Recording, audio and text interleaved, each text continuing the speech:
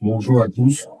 Nous sommes aujourd'hui pour une méditation de mardi et selon la grâce que le Seigneur nous a accordée, nous allons plonger dans les profondeurs de la parole de Dieu afin de pouvoir grandir parce que l'Église de Jésus-Christ, par les liens de son assistance, on l'appelait à croître, aller de l'avant et ce n'est qu'en le faisant que nous pouvons, n'est-ce pas, recevoir la plénitude de la grâce de Dieu.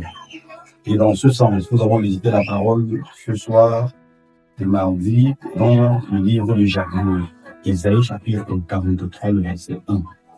Et je voudrais ensemble nous méditions sur la formation de l'enfant de Dieu, la formation dans le service de Dieu, la formation pour grandir.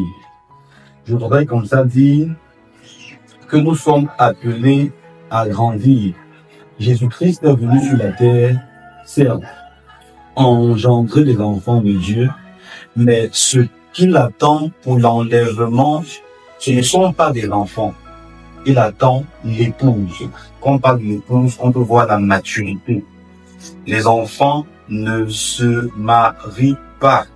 Ce sont les grands qui se marient et atteignent une certaine maturité. Bon, il est venu, certes, engendrer des enfants de Dieu, mais ce qui sera enlevé, ce n'est pas les enfants de Dieu, c'est l'Église. Et l'Église, c'est l'épouse. Donc, pour cela, il faut une formation. Je vais le prendre, on va se baser sur le texte de Isaïe chapitre 43, le verset 1. Que je m'en vais vous donner lecture. Ainsi parle maintenant l'Éternel qui t'a créé, ô Jacob, qui t'a formé, ô Israël. Ne crains point, car je te rachète, je t'appelle par ton nom, tu es à moi, dit l'Éternel. L'Éternel s'adresse ici à une personne, mais en deux temps. Il s'adresse à Jacob, fils d'Isaac, fils d'Abraham. Mais il dit, je t'ai appelé. Ainsi te parle l'Éternel qui t'a créé pour Jacob. Jacob est le fruit, non, le produit de la création, tandis que Israël est le fruit de la formation ou de la transformation. L'Éternel appelle Jacob, il a créé Jacob, mais celui qu'il va utiliser, ce n'est pas Jacob, c'est Israël. Souvenez-vous, lors de la nuit avec Dieu, Jacob saisit Dieu, disant, bénis-moi, Père, bénis-moi, je veux te servir. Il dit, tu veux me servir, comment t'appelles-tu? Qui es-tu? Tu n'en pas qu'un enfant, une personne brute.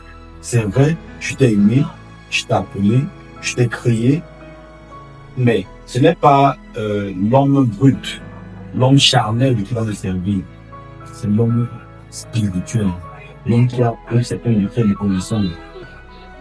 Il dit à Jacob, t'appelles-tu? Je m'appelle Jacob. Je ne peux pas travailler avec Jacob. Jacob signifie usurpateur. Jacob signifie voleur, supplanteur. Oh, je t'ai appelé celle étant Jacob, mais c'est Israël qui va élever la gloire de Dieu. C'est Israël qui va, je vais dire comment, révéler la solennité ou l'excellence de Dieu. Donc, bien-aimés, ou bien fidèles téléspectateurs, nous sommes appelés, c'est tel que nous sommes, mais ce n'est pas dans notre état initial qu'on va parvenir à la félicité, qu'on va parvenir à exalter ou à vanter la gloire du Dieu excellent que nous prêchons. Nous ne prêchons pas un Dieu médiocre. Je crois que nous le sommes quand il nous appelle, mais le Dieu que nous voulons présenter aux hommes, ce n'est pas un Dieu médiocre, ce n'est pas un Dieu analphabète, ce n'est pas un Dieu infime. Et vous savez, les hommes vers qui le Seigneur nous envoie ne seront pas, et aussi cherchent une excellence. Il y a un sage, nom de Dieu, apôtre Nostre, qui a dit dans un ouvrage, le serviteur accompli, le formule des serviteurs, il dit, même le monde des serviteurs de ces âges, l'expression qu'il emploie, ils ont appris à faire des prestations de qualité, des prestations d'excellence. Et même chez eux, la plupart est demandée. Ce n'est pas chez les enfants de Dieu qui sont appelés pour refléter la gloire du Dieu très haut, du Dieu parfait, qu'on va le faire avec médiocrité. Et je t'ai appelé. Moi, je t'ai créé Jacob. Celui que j'attends pour le service, ce n'est pas Jacob, c'est Israël. C'est une autre personne. Et c'est quand Jacob reconnaît cela, il prend conscience de son état d'homme brut, de son état d'homme charnel, de son état d'homme médiocre, qu'il prend l'engagement de changer, d'apprendre, de se former. En ce moment, l'Éternel l'établit donc afin qu'il puisse perpétuer, n'est-ce pas, ce que le Seigneur a donné à ses pères, en commençant sur la personne d'Abraham. Maintenant, c'est quoi la formation? Puisqu'il s'agit de se former.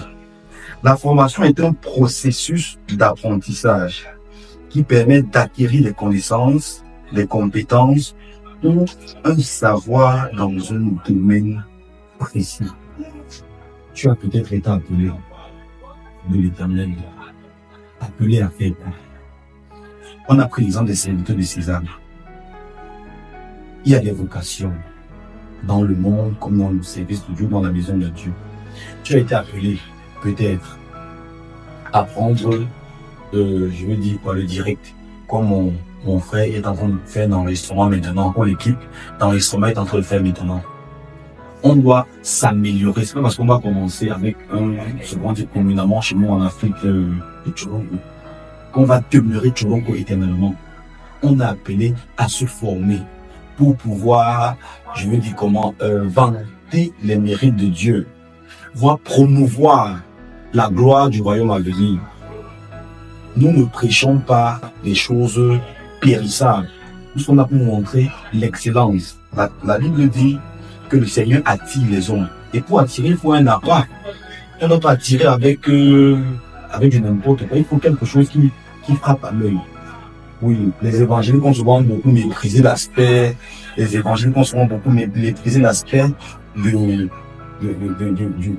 l'apparence, l'aspect du professionnalisme comptant exclusivement sur le Saint-Esprit.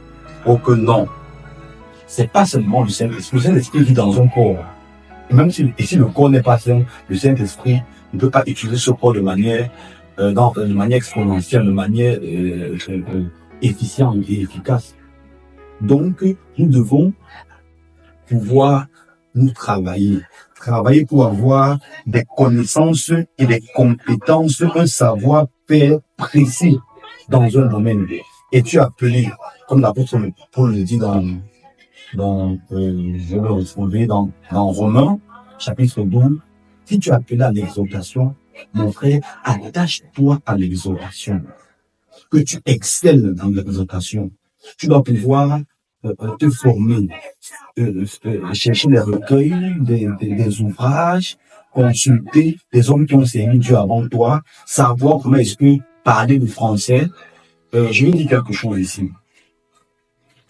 On vante souvent les mérites de Paul à sa juste valeur, mais parfois en méprisant le potentiel de Pierre. Pierre avait un potentiel inouï. J'ai envie de le dire. Pierre avec un potentiel inouï, mais seulement les capacités de Pierre, les capacités humaines de Pierre, intellectuelles de Pierre, linguistiques de Pierre étaient limitées. Paul a travaillé plus que tous, comme il le dit dans le livre des Romains, dans ses épîtres, pas parce qu'il avait un dépôt qui était supérieur à celui de Pierre. Pierre est celui qui était considéré comme étant la colonne, l'une des colonnes du monde. Au point que malgré tous les espoirs de Paul, il venait se référer à Pierre. Le ministère de Paul n'a pas été aussi étendu à cause de ses capacités qui étaient limitées. Dans le livre de Matthieu, chapitre 25, la parabole des talents, le Seigneur dit qu'il a donné à chacun selon sa capacité. C'est vrai qu'il y a des capacités qui sont acquises, qui sont naturelles, mais la plupart du temps, les capacités sont acquises. La capacité de parler plusieurs langues, l'araméen, l'arabe et le grec, a donné à Paul de pouvoir s'étendre dans le ministère chez les païens, sont le ministère que Jésus-Christ a donné, le ministère des païens. Son ministère s'étendait dans toute l'Asie mineure et l'Asie majeure.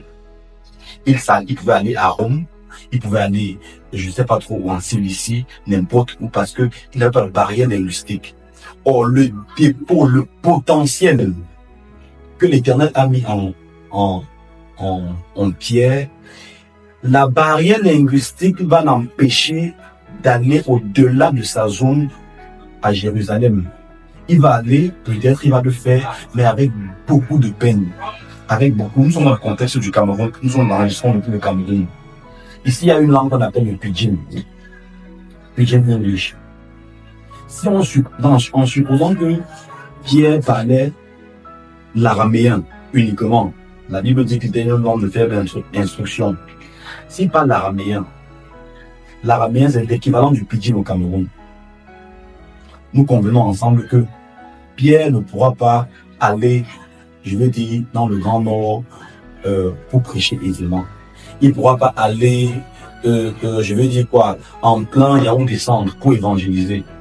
Or, Paul, qui parlait l'araméen, l'hébreu et le grec, parce qu'il a un potentiel, parce qu'il a une capacité qu'il a acquise en se formant, il peut soulever le drapeau de Christ, que ce soit en Chine. Avec l'anglais, il va s'en sortir, il va prêcher.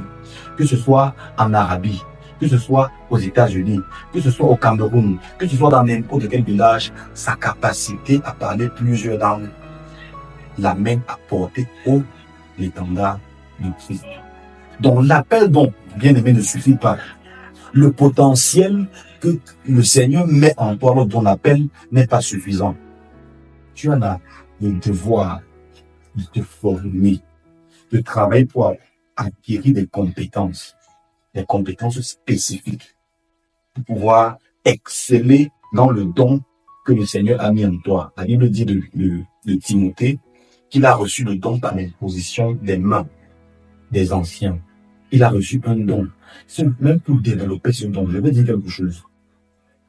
Le Saint-Esprit, même en nous, travaille avec nous par rapport au niveau de compréhension de notre esprit. L'apôtre Paul dit, l'esprit rend témoignage à mon esprit. L'esprit pour rendre témoignage, ton esprit n'est pas assez développé, n'a pas assez de consistance, n'a pas assez de compétence pour décoder le message que le Saint-Esprit te donne.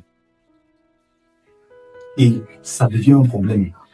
Tu peux venir donner un message de Dieu qui vient de Dieu, un message que le Seigneur, que le Saint-Esprit a déposé dans ton cœur, mais ta faiblesse t'empêche de transmettre fidèlement le message que l'Esprit t'a communiqué.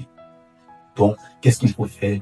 Il faut se développer, il faut travailler, il faut se former, pour pouvoir exceller dans les capacités que le Seigneur nous donne. Bien aimé, c'est le message que j'ai voulu que nous partagions en cette soirée de mardi, et que par cela, le Seigneur nous fortifie, qui nous amène à grandir dans la foi pour pouvoir propager, vanter sa gloire dans le monde entier. Et aussi, n'oublions pas de partager, de s'abonner, de liker pour le référencement, afin que ce message atteigne le plus grand nombre de personnes pour la gloire de Christ et pour le salut des âmes. Bonsoir à tous au nom de Jésus.